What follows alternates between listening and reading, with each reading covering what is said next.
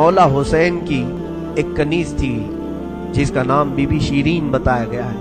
وہ سیدہ فاطمہ الزہرا رضی اللہ تعالیٰ عنہ کی بھی خدمت کر چکی ہیں. بی بی شیرین اس کو حضرت امام حسین نے آزاد کر دیا تھا. وہ کہتی تھی کہ میں آزاد نہیں ہونا چاہتی. کہا تھا کہ تو بڑھاپے کو پہنچ چکی ہے, تجھے ہم نے آزاد کر دیا. اور اس کے بعد مولا حسین نے جب یہ مدینہ طیبہ میں تھے, بی بی شیرین کو کہا تھا کہ تو آزاد ہے, جا. بہت سارا مال دیا تھا اور جمع کر کے کہا تھا کہ تو چلی جا, اپنی بقیہ زندگی آرام سے گزار. تو کہتی ہے ایک شرط ہے میری, میں اس شرط پر جاؤں گی.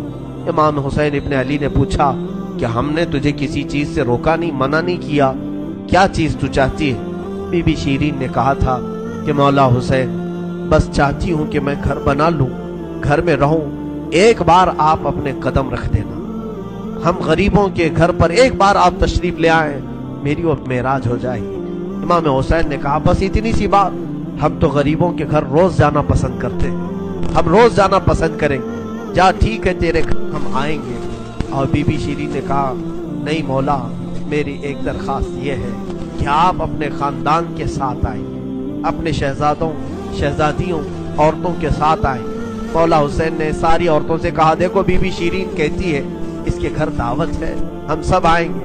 اور اس کو بطور مسکراتے ہوئے آپ نے فرمایا بی بی شیرین ایسا نہ ہو کہ ہم آئیں اور تو پہچان ہی نہ سکے, ایسا نہ ہو کہ تو پہچان ہی نہ سکے.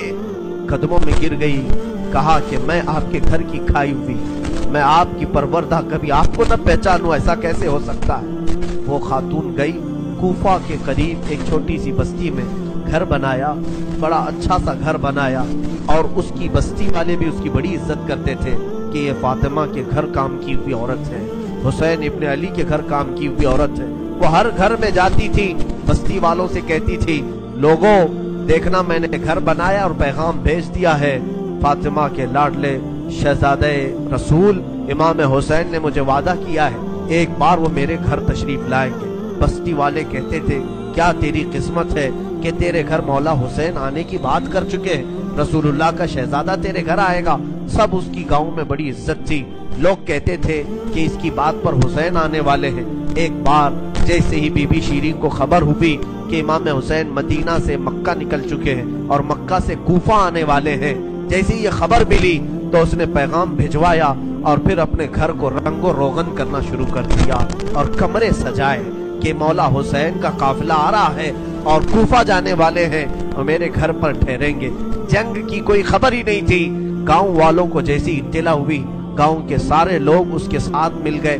پورے گاؤں میں سارے لوگ گھروں کی تیاریاں کر رہے تھے اور سب لوگ روز انتظار کرتے. بی بی شیرین پہاڑ کے ایک چوٹی پر صبح سے شام تک بیٹھتی, ہر آنے جانے والے قافلے والے کو دیکھتی جو مکہ سے کوفہ کے لیے آ رہا ہے جا رہا ہے, دیکھتی, انتظار کرتی. اس میں امام حسین اپنے گھر والوں کے ساتھ آنے والے نہیں آئے. کئی دن گزر گئے اور اسی زمانے میں ایک رات ایسی آئی کہ اس کے گھر ایک عورت آئی. کہا بی بی شیرین اٹھو جلدی. کہا کیا؟ کہ حاکم بصرہ ابن زیاد کا لشکر, بہت بڑا لشکر ہے اور وہ لشکر باہر آیا ہوا ہے, تیرا بڑا گھر ہے, وہ چاہتے ہیں کہ آج کی رات تیرے گھر میں گزارے. کہا کون لوگ ہیں, کیوں آئے ہیں؟ کہا سنا ہے کہ ایک باغی نے بغاوت کی تھی اور اس کا سر کچل دیا گیا, اسے مار کر کے اس کا سر لایا گیا ہے اور اسی کو دمشق امیر المومنین یزید کے پاس لے جایا جا رہا ہے.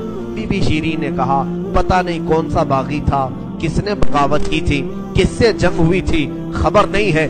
بہرحال اگر حاکم کا قافلہ گھر کے دروازے پر کھڑا ہے تو میں دروازہ کھول دیتی ہوں. دروازہ اس نے کھولا, بہت سارے رات کا وقت ہے, شہزادوں کے سر نیزوں پر لٹکے ہوئے ہیں. حسین ابن علی کا چہرہ دھول میں اٹا ہوا تھا, زلفیں چہرے پر آئی ہوئی تھیں, بیبیاں سب باندھی بنا کر لائی گئی تھیں اور سب جکڑی ہوئی تھیں, چہرے ان کے بالوں سے ڈھاکے ہوئے تھے. اس خاتون نے دیکھا اور کہا ہائے ہائے افسوس, قیدی آئے ہیں میرے گھر. مولا حسین کہتے تھے قیدیوں کے ساتھ اچھا سلوک کیا جائے, قیدیوں کے ساتھ اچھا سلوک کیا جائے. اس نے اپنے گھر میں اندر داخل کیا, جو حاکم جو اس کے سپہ سالار تھے ان سب کو اندر بلایا, رات گزارنے کا मकाम दिया, जगह दिया, और ये बीवियों को सहन के बाहर ही छोड़ दिया गया, इनको अंदर नहीं लाया गया। और इस खातून ने कहा, इन कैदियों को भी तो लाओ, मेरा घर काफी बड़ा है, मैं अंदर सुला लूंगी। इसे अब तक ये खबर नहीं थी ये लुटा हुआ काफिला है किसका, आखिर ये लुटा हुआ काफिला किसका आया है। रात के वक्त उसने खाना बनाया, सारे फौजियों ने खाना खा लिया, तो बीबी से कहा, उन कैदियों को खाना मत देना, वो खाने के मुस्तहिक नहीं। उसने चिल्ला करके कहा, देखो हमारा दस्तूर ये है कि मैं फातिमा के घर काम कर चुकी हूँ। वहां फाके तो रखते थे लोग, घर में फाका तो होता था, लेकिन बाहर आने वाले मेहमान को भूखा नहीं रखा जाता। वो चाहे कैदी हो, बागी हो, जिस तरह के हो, मुझसे जो बन सकेगा मैं खिलाऊं। उसने खाने बनाए और उसके बाद लेकर के आई, और उसके बाद खाना जब सैयदा बीबी ज़ैनब के पास रखा तो बीबी ज़ैनब ने अपने दोनों हाथ दिखाए जो पीछे बंधे हुए थे। उस खातून ने, बीबी शीरीन ने खोला और उनके बालों से चेहरा ढका हुआ था, और उसने खाना परोसा कि खा लो बीबियों, खा लो।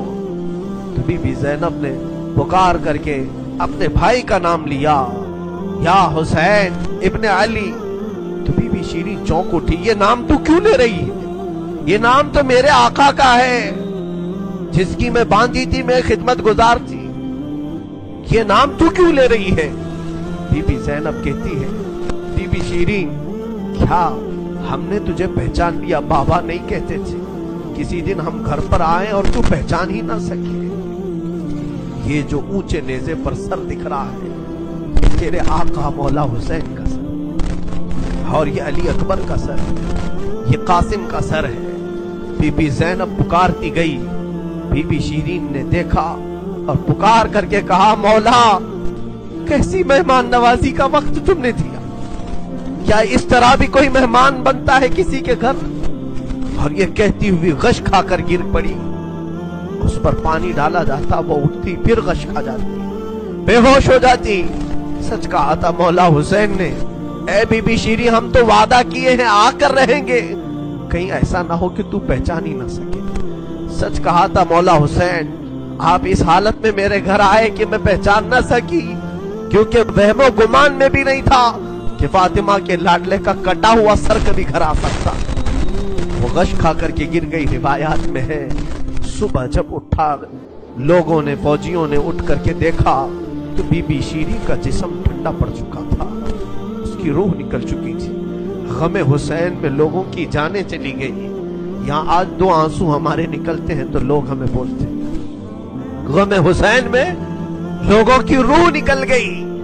जो असली मोहब्बत करने वाले थे वो दुनिया से ही रुखसत हो गए।